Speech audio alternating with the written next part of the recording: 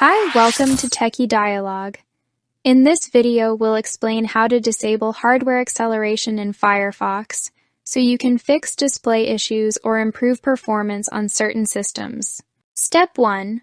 Open Firefox and click the menu button with 3 horizontal lines in the top right corner. This opens the main menu where browser settings are located. Step 2. Click Settings from the menu. This takes you to the main Firefox settings page. Step 3.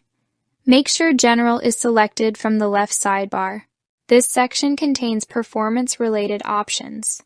Step 4. Scroll down to the Performance section.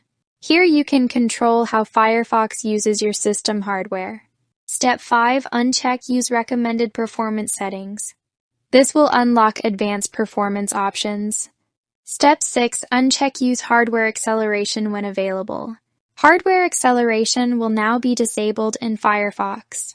Step 7. Close the window. Restart Firefox to apply the changes. This ensures the new settings take effect properly. Thanks for watching, and don't forget to subscribe to Techie Dialogue for more simple and helpful Firefox tutorials.